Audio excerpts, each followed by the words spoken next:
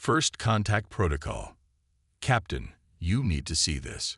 Captain Liron Vextal looked up from her data terminal, 6 violet eyes blinking independently as they refocused on her science officer. Like all Arachniri, she preferred the dim lighting of the bridge, which cast long shadows across her sleek exoskeleton. "What is it, Scientist Ktil?" she asked, mandibles clicking softly with curiosity. The reptilian Ktil, whose scaled skin shimmered under the ambient light, gestured to the main view screen. "We've detected an anomalous energy signature from the third planet of this system, Earth, the quarantined world." Vextal's posture stiffened.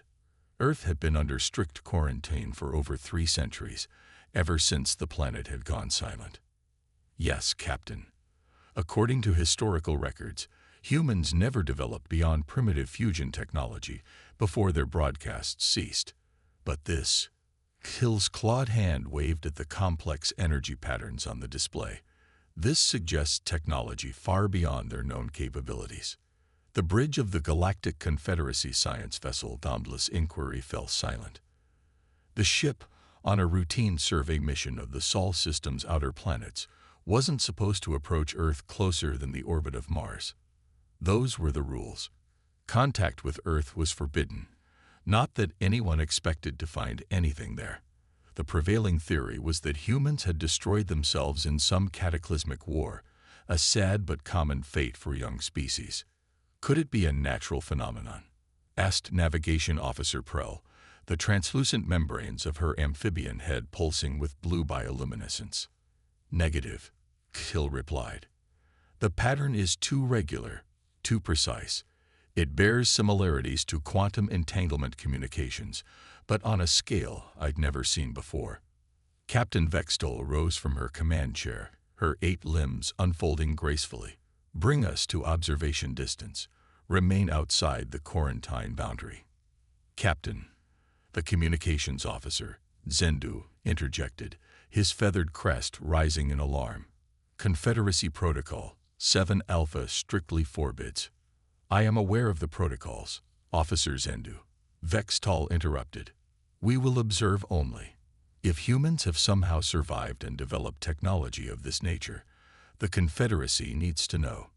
The Boundless Inquiry altered course, its gravitic engines humming silently as it approached the blue-green world that had fascinated and terrified the galactic community for generations. Humans were a mystery, a species that had evolved on a high-gravity, high-radiation death world, with biology that seemed designed for endurance rather than specialization. Their brief appearance on the galactic stage had been marked by rapid technological advancement that alarmed many elder races. Then suddenly, they had gone silent. All transmissions ceased. Observation probes reported diminishing light pollution and industrial activity until Earth appeared dormant.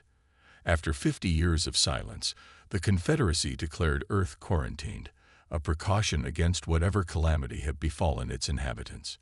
"Approaching optimal observation distance," Prell announced. "Holding position at 2.7 million kilometers." "Activate all passive sensors," ordered Vextal. "No active scans. We observe only." The view screen shifted to show Earth in real time. A beautiful sphere of blue oceans and green-brown landmasses swirled with white clouds. It looked peaceful, pristine even. "Curious," Till murmured, analyzing the incoming data. "There are no signs of the extensive urban development that historical records indicated. The atmosphere shows significantly reduced carbon dioxide levels compared to the last survey.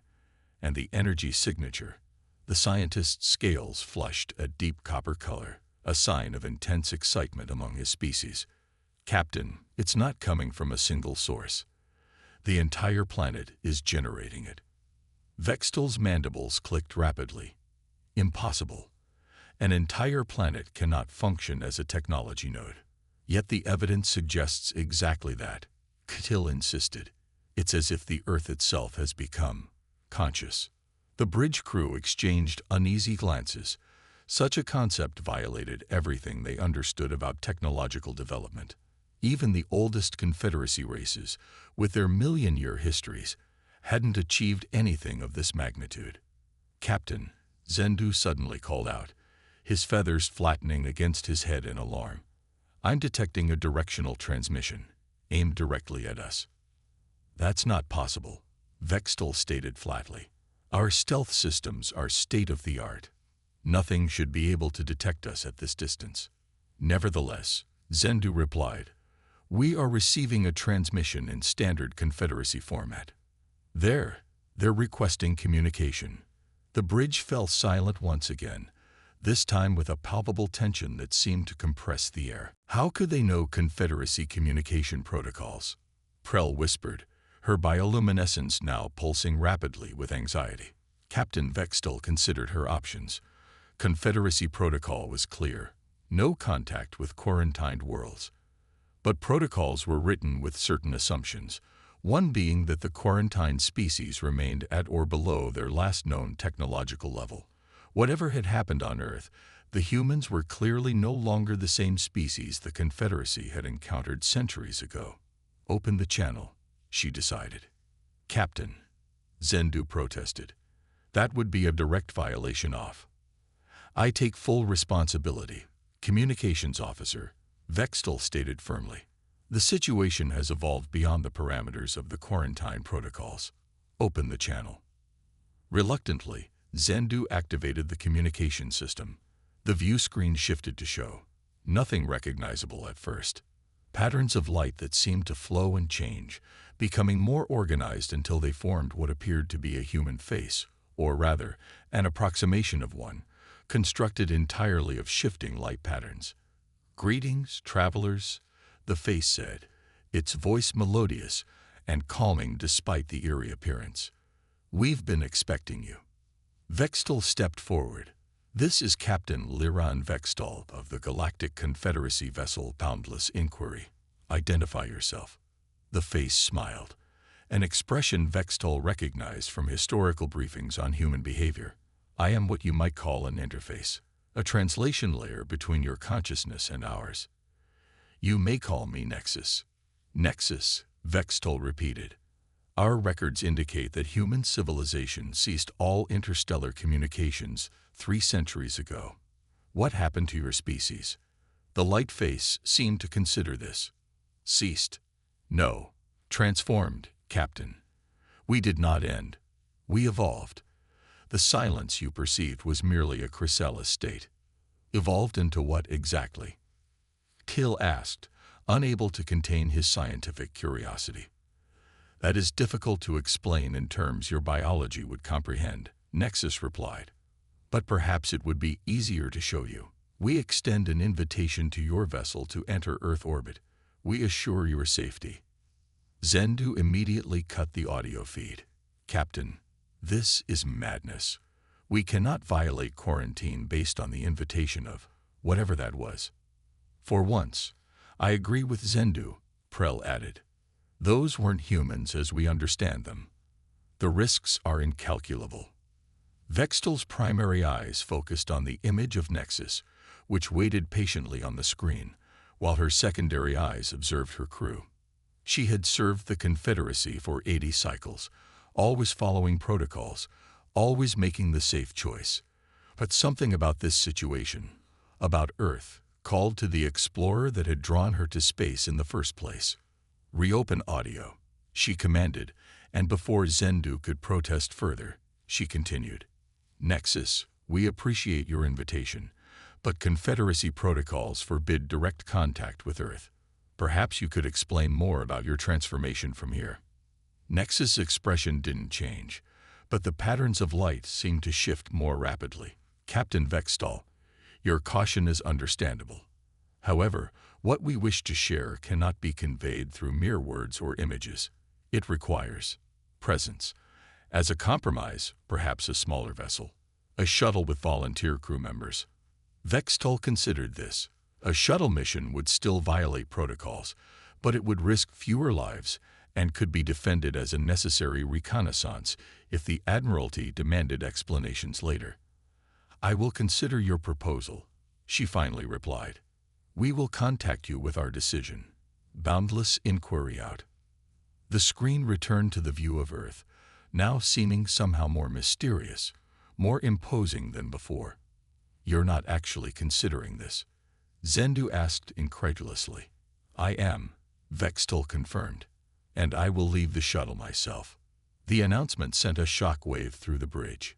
Kill's scales flushed dark with excitement, while Prell's bioluminescence nearly went dark with alarm. "Captain, with all due respect," Prell began, "your responsibility is to the ship. My responsibility is to knowledge, navigation officer, to exploration. That is the true mission of the boundless inquiry." Vextal turned to her science officer. "Hill, you will accompany me. Your expertise will be invaluable." The reptilian scientist bobbed his head eagerly. "It would be my honor, Captain." "I volunteer as well," came a new voice. Dr. Ilara Nix stepped onto the bridge, her humanoid form marking her as one of the few mammals on board. As the ship's xenobiologist, she had been notably absent from the bridge during the encounter, reviewing data in her lab. "If we're making contact with an evolved form of humanity, my insights could prove crucial." Vextal nodded. "Very well. The three of us will take Shuttle 2. First Officer T'Pren will command the boundless inquiry in my absence. If we do not return within 24 hours, you are to leave the system immediately and report to Confederacy Command." "Captain," Zendu tried one last time, "I must formally register my objection to this course of action." "Noted, Communications Officer," Vextal acknowledged. "Your objection will be recorded in the ship's log, absolving you of any responsibility for what follows." 2 hours later, Shuttle 2 disengaged from the boundless inquiry, its compact form turning toward the blue planet that had captured the imagination of the galaxy for centuries. Approaching Earth orbit, Hill announced from the pilot's seat, his clawed hands moving efficiently over the controls. No sign of defensive systems or artificial satellites. "That's odd in itself," Dr. Nix commented, her eyes, the same azure blue as Earth's oceans, fixed on the sensor readings. Even primitive human technology included thousands of satellites. Where did they all go? Perhaps they were no longer needed, Vextal suggested, after whatever transformation Nexus described. The shuttle's communication system activated without prompting. Nexus's voice filled the cabin, though no image appeared. "Welcome, explorers. We have prepared a landing zone for you, following the coordinates now being transmitted to your navigation system." Till looked to Vextal, who nodded her approval. The scientist entered the coordinates, and the shuttle began its descent through Earth's atmosphere. The landing zone turned out to be a vast, circular clearing in what had once been a major human city, London according to the historical databases, but there was little evidence of the urban sprawl that should have existed. Instead, the landscape was dominated by lush vegetation, interspersed with crystalline structures that seemed to grow from the ground itself, glowing with the same patterns they had observed in Nexus's face. As the shuttle touched down, Vextal felt a strange sensation, as if the air itself was charged with potential, with consciousness. "Atmospheric analysis complete," Catil reported. "Oxygen levels higher than historical records indicate. No pollutants detected. It's perfect." "Too perfect," Dr. Nix muttered, adjusting her environmental suit. "Everything about this feels engineered." Vextal moved toward the shuttle's exit. "We came for answers. Let's find them." The airlock cycled, and the ramp extended to touch Earth's soil. The three of them stepped out, the first Confederacy citizens to set foot on Earth in 3 centuries. The air was warm, fragrant with unfamiliar blossoms, and utterly still. No wind, no distant sounds of animals or insects, just an all-encompassing silence. And then, emerging from between the crystal structures, a figure approached, humanoid in general shape, but composed entirely of the same shifting light patterns they had seen in Nexus. It walked without touching the ground, hovering just above the surface. "Welcome to Earth," the figure said, its voice coming from everywhere and nowhere at once. "Welcome to what humanity has become." As Captain Vextal stood face to face with this manifestation of Earth's mysterious transformation, She realized with absolute certainty that the Confederacy's understanding of the universe was about to change forever, and that she and her companions might never leave this world again. The surface expedition, the being of light, hovered before them, its form constantly shifting yet maintaining a vaguely humanoid shape. Captain Vextal's compound eyes adjusted, trying to find stable points to focus on, but the entity seemed to exist in a perpetual state of flux. "I am Nexus, as you already know," the light being said. "In your physical presence, I can take a more tangible form." As they watched, the light coalesced, solidified, and transformed into what appeared to be an actual human. A male with dark skin and silver-white hair, wearing simple white garments that seemed to flow like liquid. Only his eyes betrayed his true nature, glowing with an inner light that shifted through colors beyond the visible spectrum. "This appearance is more comfortable for organic beings," Nexus explained, his voice now coming from his apparent mouth rather than the surrounding air. "Though it is merely a projection." Dr. Elara Nix stepped forward, her scientific curiosity overcoming caution. As the only mammalian member of the expedition and the closest biologically to humans, she felt a strange kinship with this being. "You said you would show us what humanity has become," she said. "Are you human?" Nexus smiled, a gesture that seemed both practiced and somehow alien. "I am and am not. I contain millions of human consciousnesses within my network, yet I am also something more, a gestalt entity, you might say." Kill's scales flushed with excitement as he ran his scanner over Nexus. "Fascinating. I'm detecting quantum field fluctuations consistent with brain activity, but on a massive scale. Your device cannot truly comprehend what it's sensing," Nexus said without looking at Catil. "But your curiosity is appreciated, Scientist Catil. It reminds us of our earlier selves." Captain Vextal stepped forward, her 8 limbs moving with deliberate precision. "You invited us here for a reason, Nexus. What do you wish to share with the Confederacy?" "Not just share, Captain Vextal. We wish to return." Nexus gestured broadly, encompassing the crystalline structures around them. "For 3 centuries, Earth has been in a state of transformation, of becoming. Now we are ready to rejoin the galactic community, but on new terms." The 3 visitors exchanged glances. The quarantine of Earth had been a defensive measure, yes, but also a convenient political solution. Humans had been problematic, too aggressive, too innovative, too unpredictable. Many Confederacy species had been relieved when they fell silent. "Come," Nexus said, turning toward the largest crystal structure. "Let me show you what we've become." They followed him across the clearing. Up close, the vegetation was even stranger than it had appeared from above. Plants that seemed partly organic, partly crystalline, pulsing with the same energy that emanated from Nexus. "These aren't natural life forms," Dr. Nix observed, scanning a flower-like growth that opened and closed in rhythm with her proximity. "Define natural," Nexus replied without turning. "They evolved alongside us, adapted as we adapted." The boundary between technology and biology became meaningless centuries ago. As they approached the central crystal structure, what had appeared solid from a distance revealed itself to be an intricate lattice of smaller crystals, each pulsing with light in complex patterns. The formation towered nearly 100 meters high, its surface constantly shifting and reforming. "This is one of our primary nodes," Nexus explained. "What you might call a computational center, though that term is woefully inadequate." "You mentioned containing millions of human consciousnesses," Captain Vextal said. "Are you saying the entire human species now exists as data?" Nexus paused, considering his words carefully. "Not data, Captain. Consciousness. Energy. What humans once called the soul, though few truly understood what that meant. When the shift began, humanity realized that our physical forms were limiting our potential. We developed technology to transfer consciousness into a quantum substrate." "Voluntary uploading?" Kill asked, his scientific mind racing with implications. For the first generation, yes, Nexus confirmed.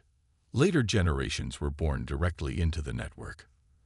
The last biological human died 127 years ago, having lived far longer than any human before the shift.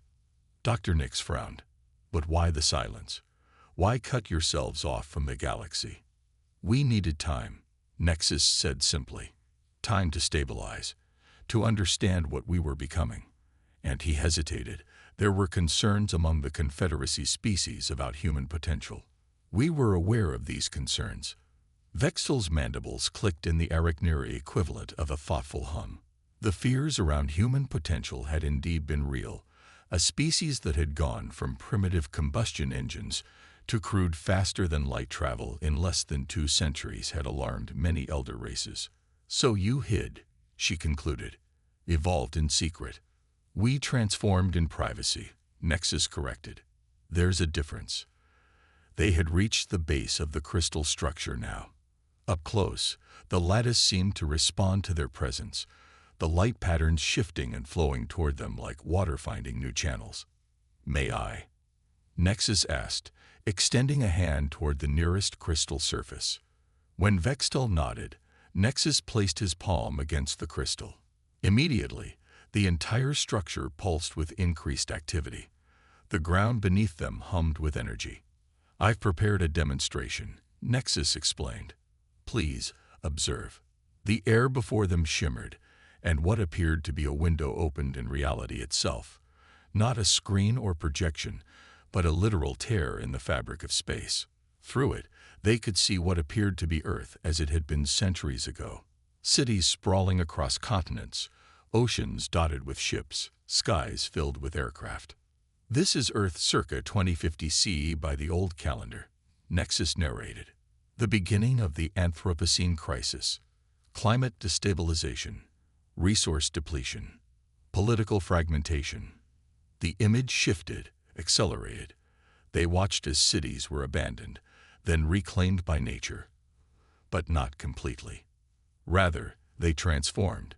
Human structures merging with the natural world in strange, beautiful ways. The shift began as a solution to multiple crises, Nexus continued. A way to reduce our physical footprint while preserving what made us human. The first neural interfaces were crude, designed only to enhance biological capabilities. But they quickly evolved. The image changed again, showing humans with increasingly complex devices attached to their bodies. Then what appeared to be vast facilities filled with liquid suspended bodies connected to glowing networks. The final generation, as they called themselves, Nexus said, his voice softer now. They chose to complete the transition, to abandon biology entirely for a new form of existence. Their bodies returned to the Earth, their minds ascended to the network. Till moved closer to the display, his scientist's mind fully engaged. The energy requirements for such a system would be enormous. How do you power it? Nexus smiled. The Earth itself powers us. Geothermal energy. Solar energy. The planetary magnetic field. We developed zero-point energy extraction 3 decades after the shift. Energy has not been a concern for centuries. Dr. Nex's eyes narrowed as she processed this information. And these nodes, they're all across the planet. They are the planet, in many ways, Nexus replied. Earth has become a single organism, part biological, part technological, with humanity as its consciousness. The display vanished, leaving them once again facing the crystal lattice, which now seemed more alive than ever, its pulses synchronized with Nexus's words.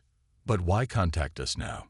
Captain Vextel asked, her military training detecting something unsaid.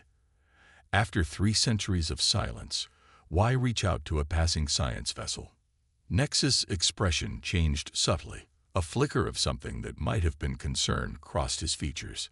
We have been monitoring Confederacy communications. We know about the Veil. The 3 visitors stiffened. The Veil was the Confederacy's most closely guarded secret, a phenomenon at the galaxy's edge where stars had begun to go dark for no apparent reason. Only high-ranking officials and scientists were supposed to know about it. How could you possibly? Catil began, but Nexus raised a hand to interrupt. We have evolved beyond the limitations of proximity, scientist Catil. Our consciousness extends farther than you might imagine. He turned to Vextol. The veil is not a natural phenomenon, Captain. It is an entity, or rather, entities, and they are coming. Chill ran through Vextol's exoskeleton. Coming where? Here, everywhere. The veil entities are drawn to advanced consciousness. The Confederacy has not yet reached the threshold to attract their attention, but we have. Nexus's eyes dimmed slightly. That is why we need to rejoin the galactic community. Together, we might stand a chance. Dr. Nix stepped forward, her expression troubled. If what you're saying is true, wouldn't integrating Earth into the Confederacy just paint a target on everyone? The Veil is already aware of this galaxy, Nexus replied. Isolation will not save any of us, only cooperation. And the technology we have developed offers hope. Captain Vextol considered this information carefully. If true, it represented both an incredible opportunity and a terrible danger. Earth technology, based on what she had seen, was centuries beyond the Confederacy's capabilities. But the political implications of reintroducing a transformed humanity to galactic society, and the panic that news of the Veil might cause, were equally enormous. We need to report this to Confederate Command, she finally said. This goes far beyond the authority of a science vessel, Captain. Of course, Nexus agreed. But first, there is more I must show you. The true nature of what we've become, and what we can offer the Confederacy. He gestured toward an opening that had appeared in the crystal lattice. Please enter. I promise it is safe. Till stepped forward eagerly, but Vextol held out a limb to stop him. What will we find inside? Understanding, Nexus said simply, and a choice. The opening pulsed with soft light, inviting yet somehow ominous. Vextol's instincts, honed through decades of space exploration, warned her of danger. Yet her mission was clear: to learn, to understand, to report. And what waited inside this structure might be the most important discovery in Confederacy history. She lowered her restraining limb. Lead on, Nexus. They entered the crystal structure, the opening ceiling seamlessly behind them. Inside was a vast chamber that seemed larger than the external dimensions should have allowed. A spatial impossibility that none of them commented on.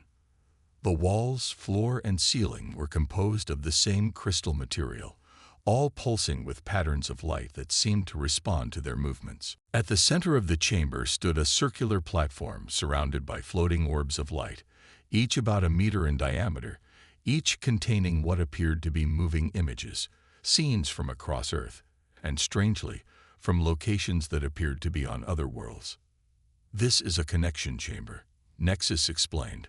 One of many interfaces where individual consciousnesses can manifest physically when necessary.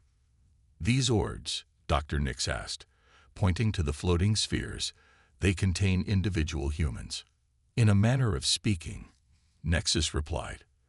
Though individual has become a somewhat fluid concept, some are single consciousnesses, others are collectives who have chosen to merge.